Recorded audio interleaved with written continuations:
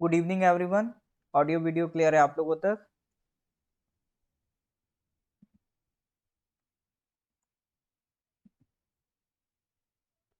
हाँ जी सर। तो जनवरी का करंट अफेयर्स डिस्कस कर रहे थे।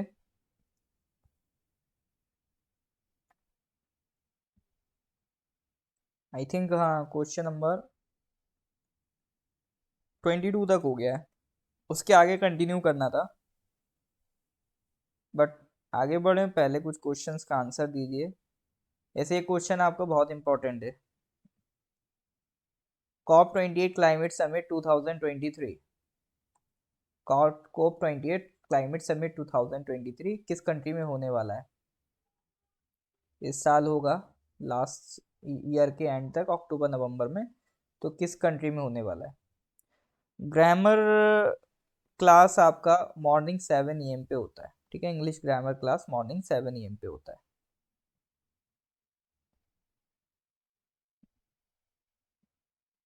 बिल्कुल सर, जो कॉप 28 है वो कहाँ होने वाला है? यूएई में। और अभी जो लेटेस्ट कॉप 27 है वो कहाँ हुआ था? इजिप्ट में। Okay sir.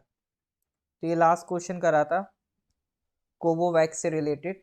Recently DCGI has recommended for the market authorization of Covovax as a heterogeneous booster dose. It has been developed by which of the following companies? Bharat Biotech, SII, Cipla या फिर Biocon?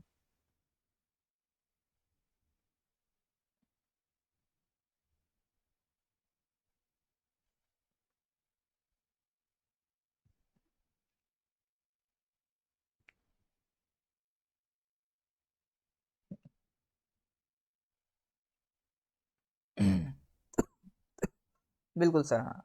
इसमें हमने देखा था, correct answer था serum institute of India. इसमें काफी detail में हम लोगों ने सर कल पढ़ा था।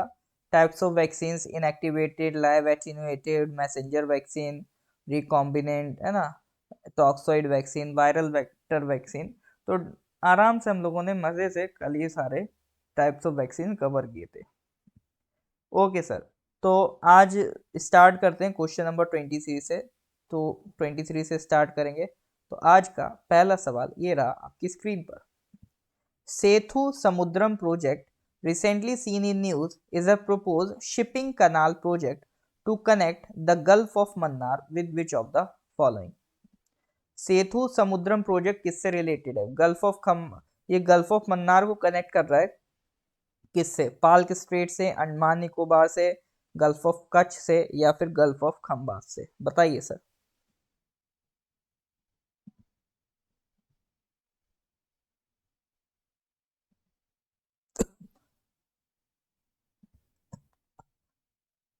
तो ये सेतु समुद्रम प्रोजेक्ट सर किससे रिलेटेड है?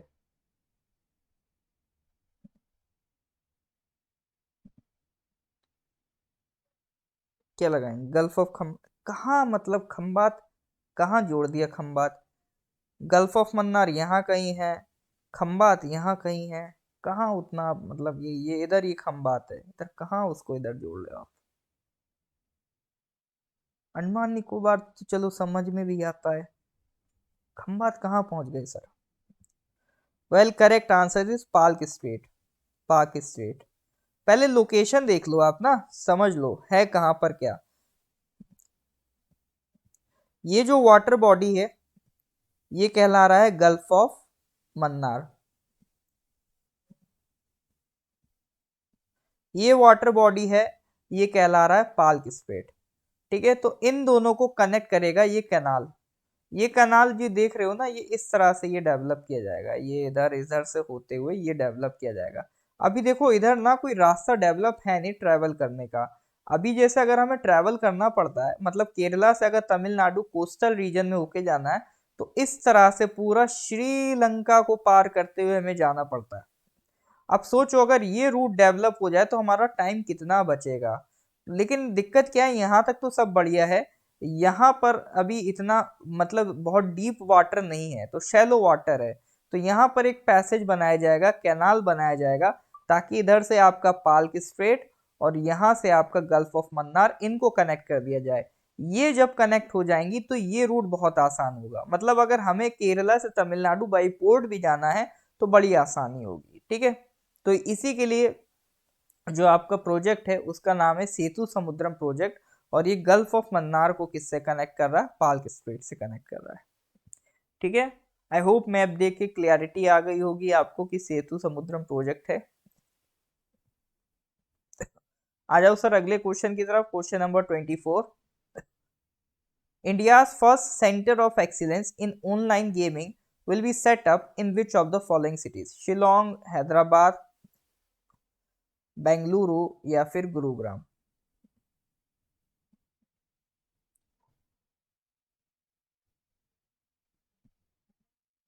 India's first center of excellence in online gaming will be set up in which of the following cities? Shillong, Hyderabad, Bengaluru या फिर गुरुग्राम?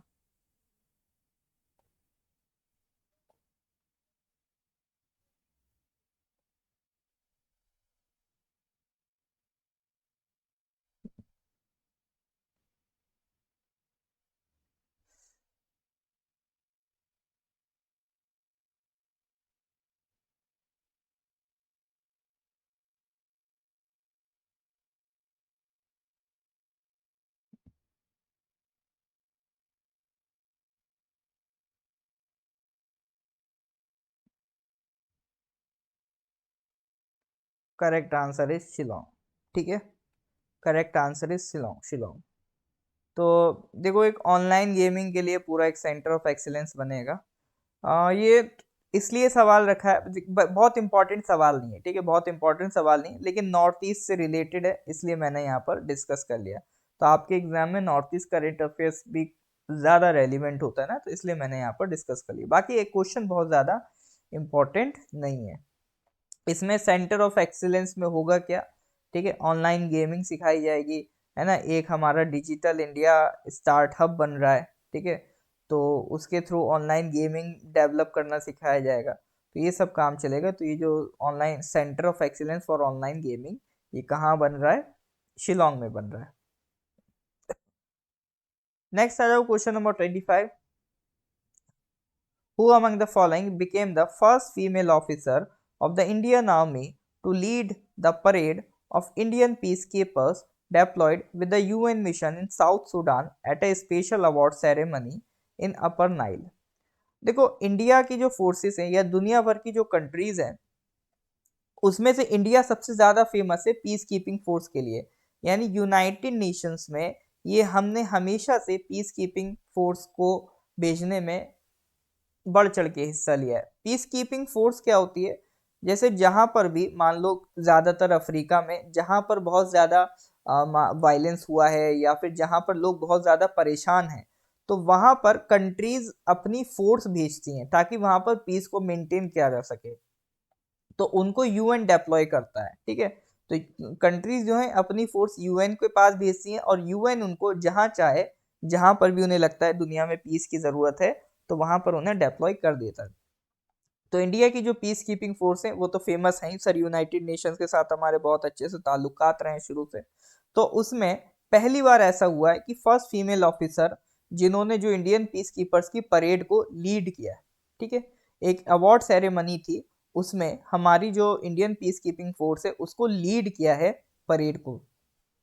तो उन ऑफिसर का नाम पूछ रहा है, डॉक्टर माधुरी कानितकर है, या जनरल पुनीता अरोरा है, या मेजर जैस्मिन चट्टा है, या फिर लेफ्टिनेंट कर्नल संगीता सरदाना है? तो सर करेक्ट आंसर इज, मेरे ख्याल से ज्यादातर लोग बी आंसर दे रहे हैं, but correct answer is C, major Jasmine चट्टाना है। तो जो भी पीस कीपिंग फोर्स में जाएंगे आप देखना वो लोग जो कैप होता है ये स्काई ब्लू कलर का पहनते हैं, ठीक है, स्काई ब्लू कलर का पहनते जो भी पीस कीपिंग फोर्स में हमारे जवान जाते हैं वहां पर, ठीक है। तो फर्स्ट फीमेल ऑफिसर का नाम क्या है सर, मेजर जैस्मिन चट्टा, ध्यान रखिएगा पूछ सकते हैं, ठीक है। Question number 26। Union minister Anurag Singh Thakur has released the official government of India calendar for the year 2023. What is the overall theme of this calendar? देखो जो भी भारत सरकार का ऑफिशियल कैलेंडर है हर साल रिलीज होता है, तो इस साल की थीम क्या है? लगाइए सर तुक्का। इस बार की थीम क्या है? जो अब इस बार का हमारा ऑफिशियल कैलेंडर आया है उसका थीम क्या है?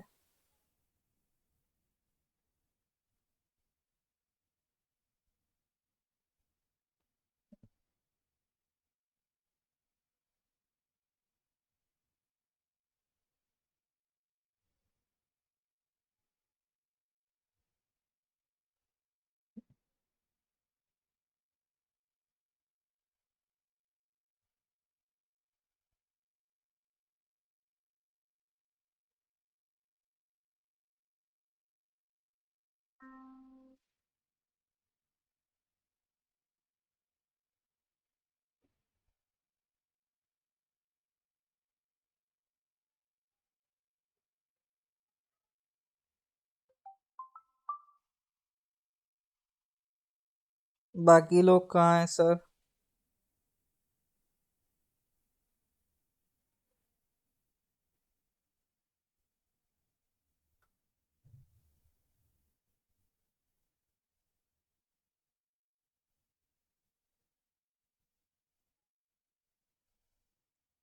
ओके, इतना टाइम दिया तो बस इतने लोगों के आंसर, बाकी लोग कहाँ हैं? चलो जी, DCC।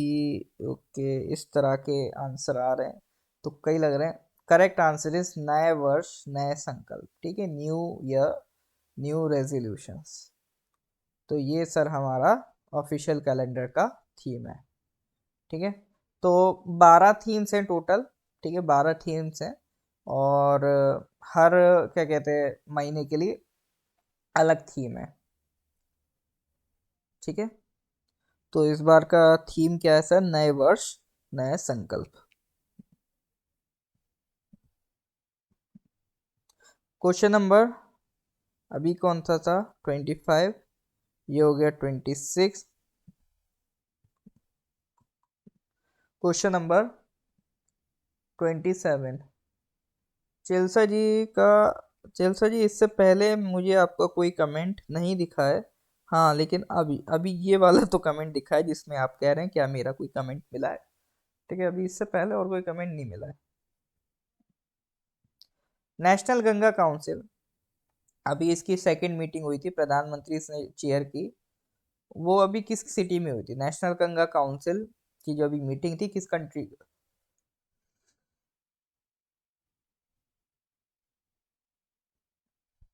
किस सिटी में हुई थी, ये बताना है। इसमें हम थोड़ा जानेंगे कि सर ये नेशनल गंगा काउंसिल है क्या। नेशनल गंगा काउंसिल की मीटिंग हुई थी सर, आंसर इज सी। सी बोले तो कोलकाता।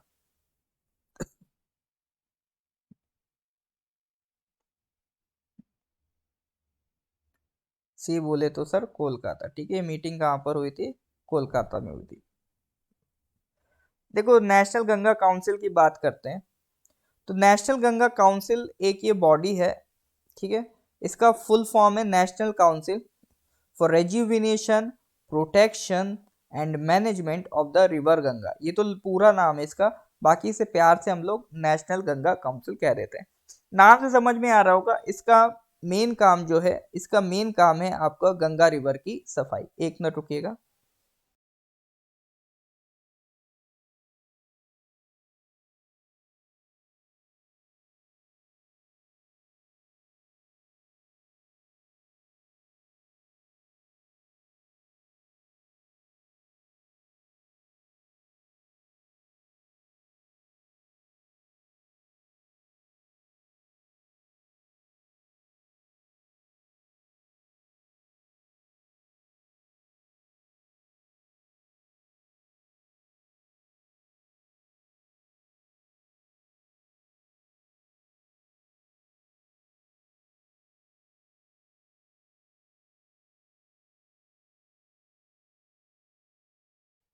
हाँ जी सर, तो इसका मेन काम क्या है? गंगा रिवर की सफाई। तो इसको इस्टेब्लिश किया गया था under environment protection act of 1986। ठीक है, एनवायरमेंट प्रोटेक्शन एक्ट ऑफ 1986 इसको इस्टेब्लिश किया गया था और ये रजिस्टर्ड है under societies registration act of 1860। ठीक है, मेन पर्पस क्या है, गंगा रिवर की सफाई। ठीक है, गंगा रिवर की सफाई इसका मेन पर्पस है। इसको लीड कौन करता है, department of water resources river development Ganga rejuvenation. मतलब कुल मिला के ये किस मिनिस्ट्री के अंडर आता है, तो ये आता है सर मिनिस्ट्री ऑफ जल शक्ति। ठीक है, मिनिस्ट्री ऑफ जल शक्ति के अंडर आता है। तो नेशनल गंगा काउंसिल का तो काम है डिसीजन देना कि रिवर की सफाई कैसे हो, लेकिन इसको इम्प्लीमेंट कौन करेगा, इस मिशन को इम्प्लीमेंट करने के लिए हमने बनाया है national mission for clean Ganga. मतलब नेशनल गंगा काउंसिल बनाई है जिसमें मीटिंग्स होंगी, डिसाइड होगा काम कैसे करना है, बट काम कौन करेगा, national mission for clean Ganga ये काम करेगा।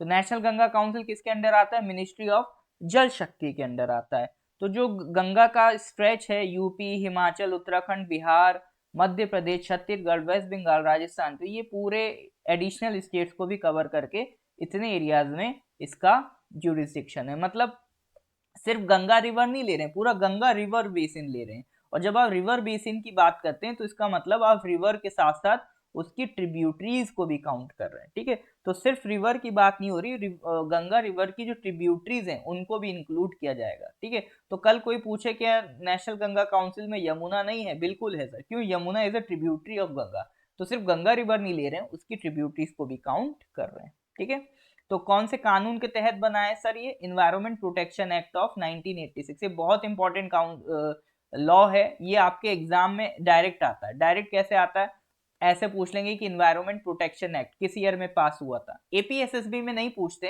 हाँ, लेकिन जो एपीपीएससी के एग्जाम्स होते हैं ना, जैसे TGT, PGT, assistant engineer, junior engineer, उसमें इस तरह का क्वेश्चन आ जाता है कि बताइए इन्वायरमेंट प्रोटेक्शन एक्ट किस ईयर में पास हुआ था, तो आपको बताना 1986।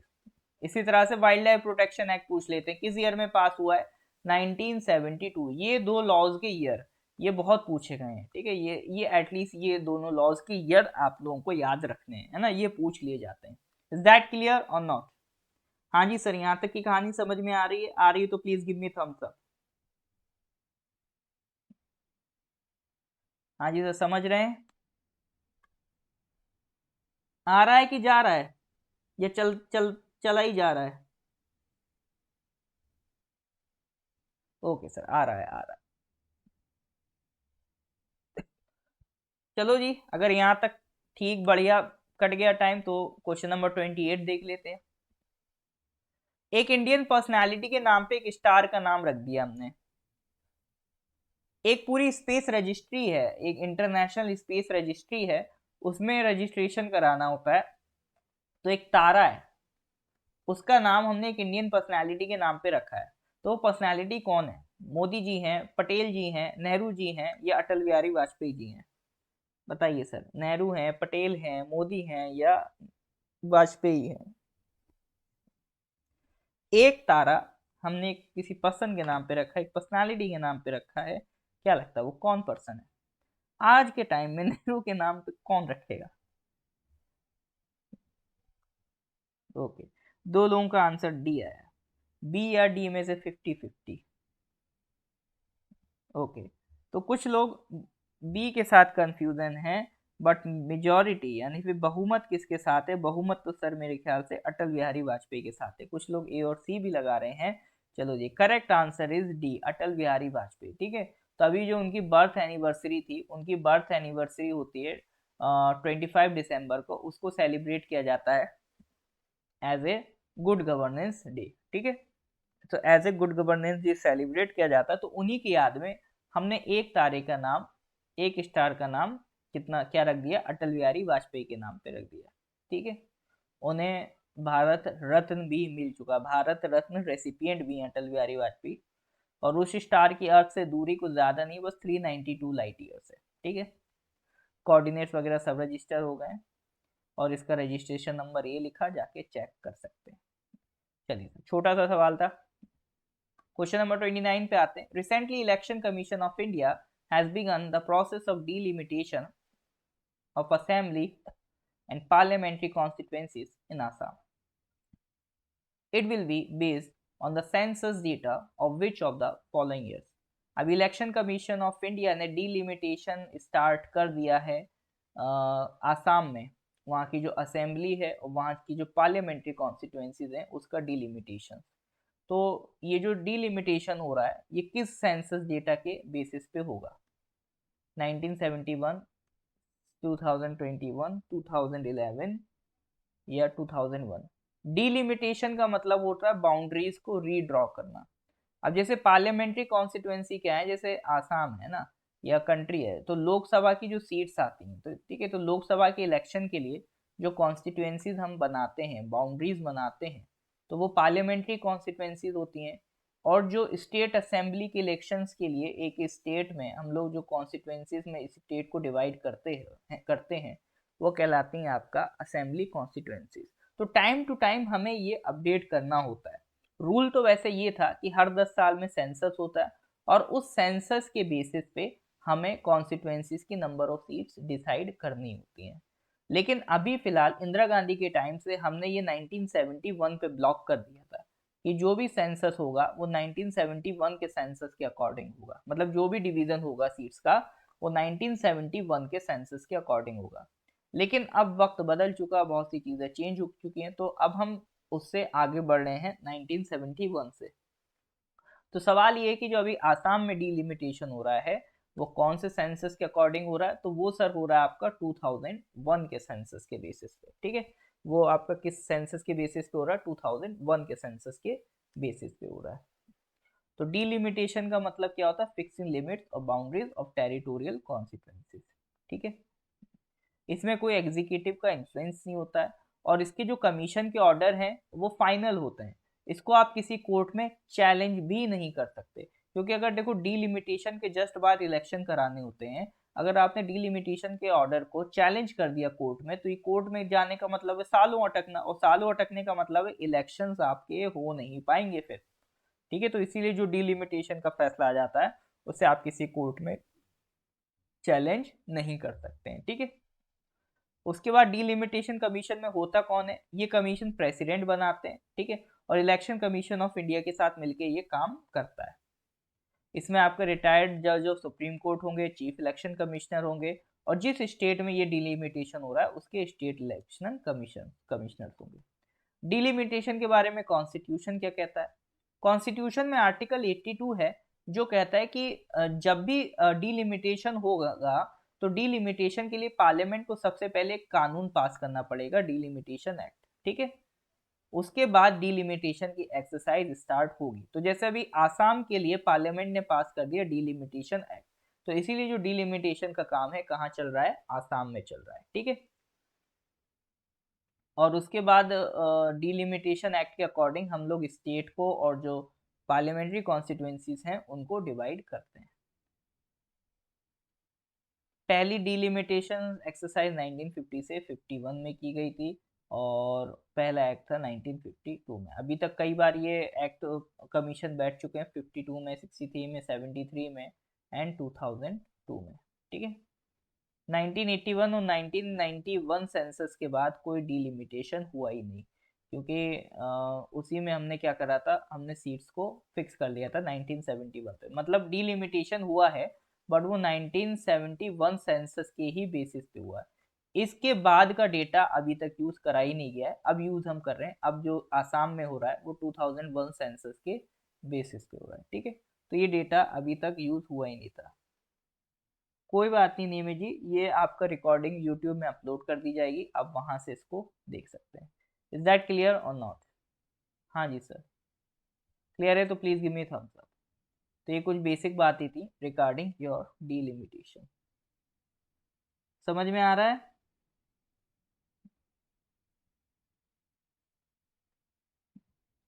इसीलिए मैं कहता हूँ देखो, करंट अफेयर्स में हम इस तरह की कुछ एक्स्ट्रा चीजें पढ़ते रहेंगे जो आपको आपके स्टैटिक पोर्शन में नहीं भी मिलेंगी, बट इस तरह की एक्स्ट्रा चीजें आपको एग्जाम के लिए और ज्यादा मजबूत बना देंगी और लोगों से आगे निकाल देंगी, है ना। और देखो, अगर करंट अफेयर्स ही पढ़ना होता तो हम सिर्फ ये क्वेश्चन पढ़ के आगे बढ़ जाते, मैं आपको लिखा देता कि आंसर 2001 है, याद कर लो, आगे बढ़ लो। लेकिन अपना पर्पज सिर्फ करंट अफेयर्स फुलफिल करना नहीं है, करंट अफेयर्स के साथ साथ स्टैटिक में भी आपको मजबूत करना है। एक्स्ट्रा इंफॉर्मेशन में भी आपको मजबूत करना है। तो इस एक सिंपल टॉपिक की वजह से, एक सिंपल क्वेश्चन से आज हम लोगों ने देखो डिलिमिटेशन की बात कर ली, ठीक है। कल हम लोगों ने इसी तरह से वैक्सीन की बात करी थी। तो ये सारे जो आपके एक्स्ट्रा टॉपिक्स हैं जो आपको स्टैटिक में भी नहीं मिलेंगे, वो आप यहाँ से कवर कर सकते हो, ठीक है। तो ये पर्पज है अपना करंट अफेयर्स डिस्कस कराने का। बाकी देखो करंट अफेयर्स ऐसे तो मार्केट में बतेरों लोग हैं जो आपको डिस्कशन करा रहे हैं, ठीक है, लेकिन जो मेरा पर्पस है वो मैंने आपको समझा दिया। क्वेश्चन नंबर 30 पे आ जाते हैं सर।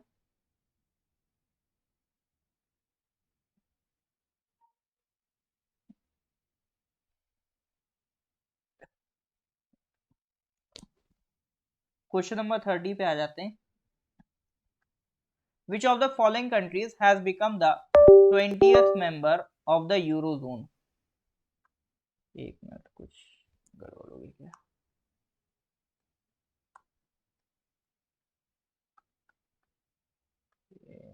कुछ हुआ है, ठीक है। तो ये क्वेश्चन देखो, इसका आंसर लगाओ आप, ठीक है। मैं तब तक ये देखता हूँ क्या प्रॉब्लम है।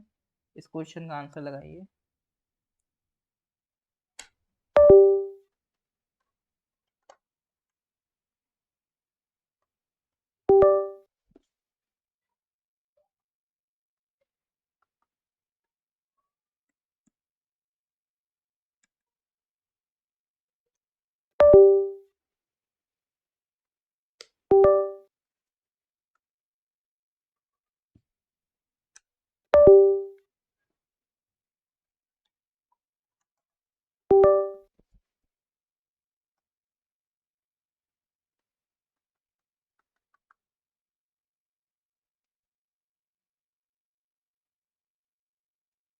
हाँ जी, बाकी लोग बताइए।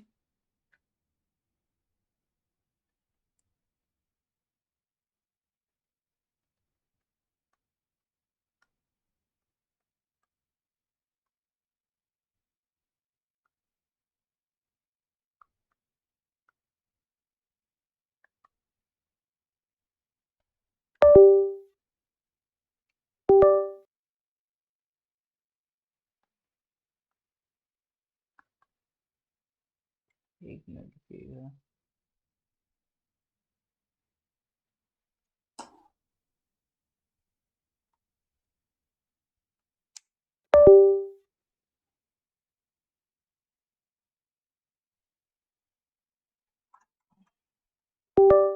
Okay. Actually, there might be some problem. I think.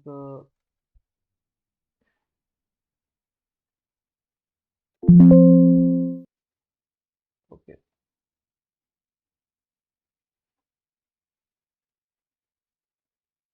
एक मिनट बस वेट कर लीजिए। I am trying to recover it.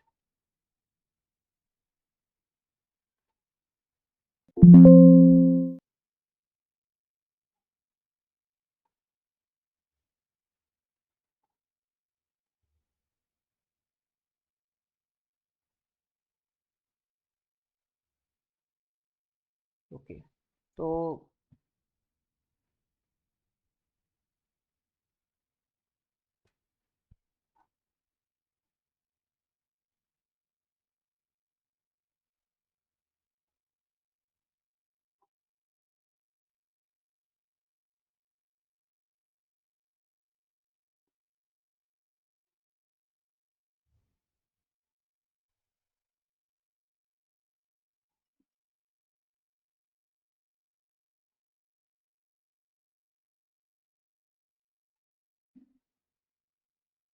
Alright sir, ठीक है।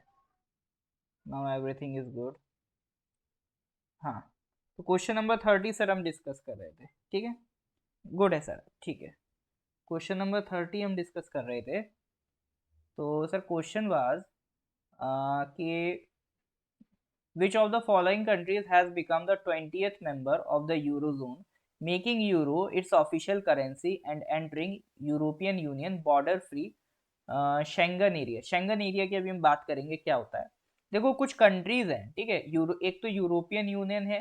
यूरोपियन यूनियन के अंदर कुछ कंट्रीज हैं जिन्होंने फिक्स कर लिया कि वो सिंगल करेंसी यूज करेंगी, दैट इज यूरो, ठीक है। तो वो आपस में उनका अलग अलग करेंसी नहीं है, वो एक सिंगल करेंसी यूज करेंगी, दैट इज यूरो। तो उन कंट्रीज को कहते हैं यूरोजोन। ठीक है, तो इसी यूरोजोन का अभी इसमें 19 मेंबर होते थे, तो एक नई कंट्री जुड़ी है जो इसका 20th मेंबर बन गई है। तो वो कंट्री है सर आपका क्रोशिया। ठीक है, तो यूरोजोन की 20th कंट्री कौन सी बनी है? क्रोशिया। तो जितने भी यूरोपियन यूनियन के मेंबर स्टेट्स हैं वो सब इकोनॉमिक एंड मॉनेटरी यूनियन के पार्ट हैं। ठीक है, लेकिन यूरोपियन यूनियन के ज्यादातर जो मेंबर्स हैं एक सिंगल करेंसी यूज करते हैं, यूरो। सारे नहीं, ज्यादातर। ठीक है, तो अब जाके यूरोपियन यूनियन के 20 कंट्रीज ऐसे हो गए हैं जो यूरो यूज करेंगे।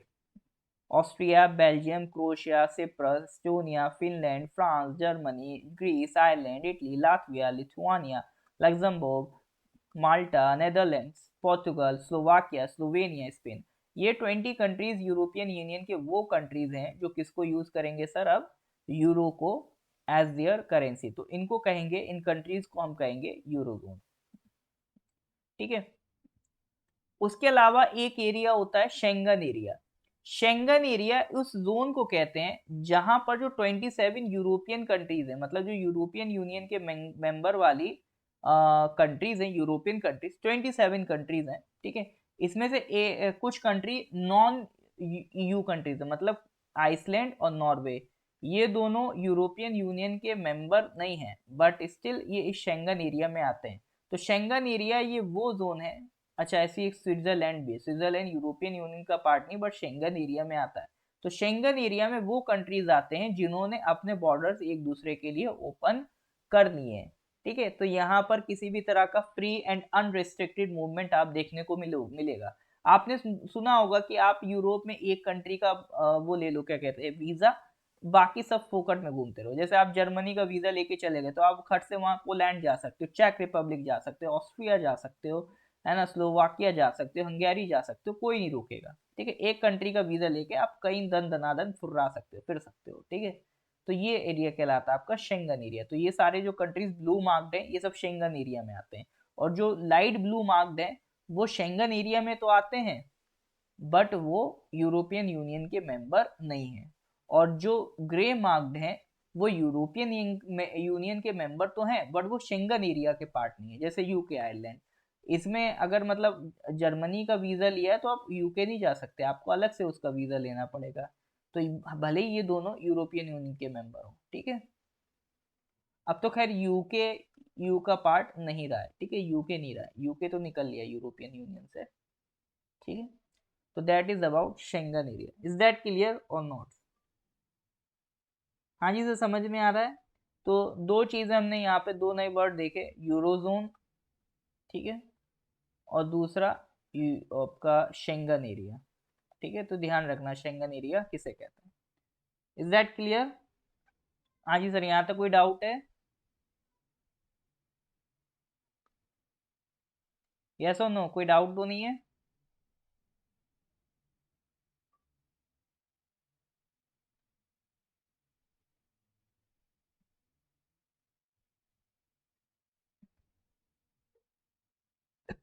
ऑलराइट सर, आगे बढ़ते हैं। Question number 31, which of the following ministries has launch the Prajwala challenge? Prajwala challenge किसने लॉन्च किया? Ministry of women and child development, ministry of commerce and industry, ministry of social justice and empowerment, या ministry of rural development? Prajwala challenge किसका है sir?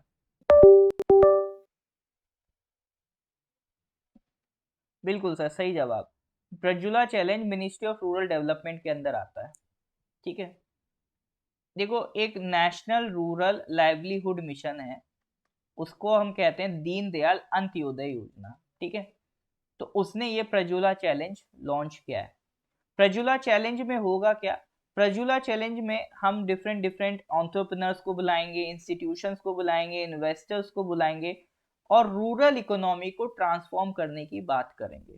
ठीक है, तो Prajwala challenge इसलिए लाया गया ताकि डिफरेंट सेक्टर से लोग आए और किस तरह से रूरल इकोनॉमी को ट्रांसफॉर्म किया जाता है इस पर अपने सजेशंस दें।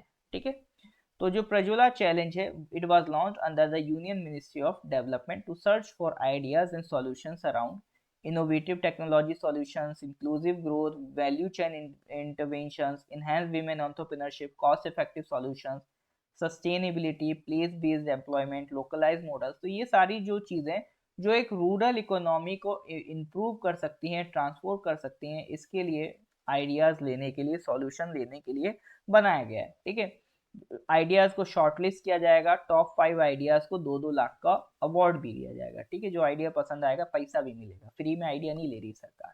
ठीक है, अब यहाँ पर जब प्रज्वला चैलेंज की बात हो रही है तो हमारे लिए ज़रूरी हो जाता है एक बार देख लें कि मिनिस्ट्री ऑफ रूरल डेवलपमेंट कौन कौन सी स्कीम्स चला रहा है।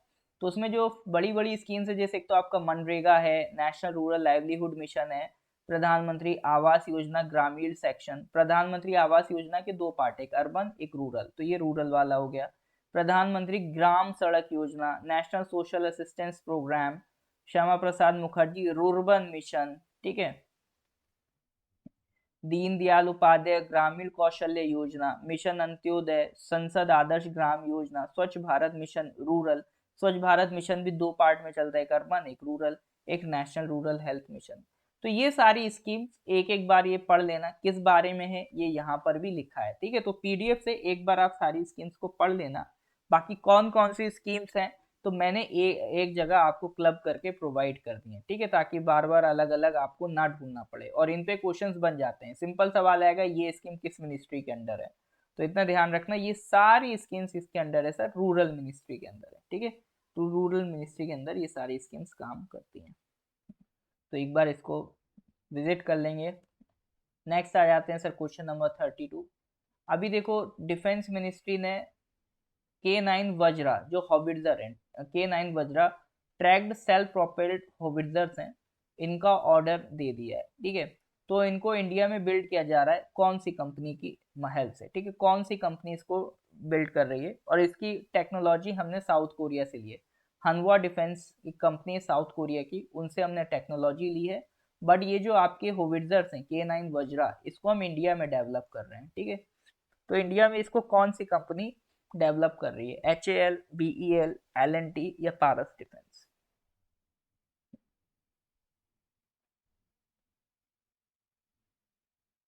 ओके, तो क्या लगता है सर, बताइए क्या होगा आंसर।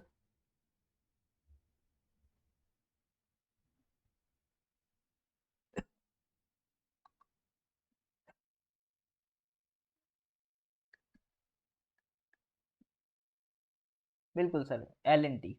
तो होविट्जर इस तरह से आपने जो टैंक्स देखे होंगे ना, तो उस पे ये जो गन लगी होती है इस तरह की, ये आपका क्या कहलाती है, ये कहलाती है आपका होविट्जर। ठीक है, तो इसके ऑर्डर हमने दे रखे हैं।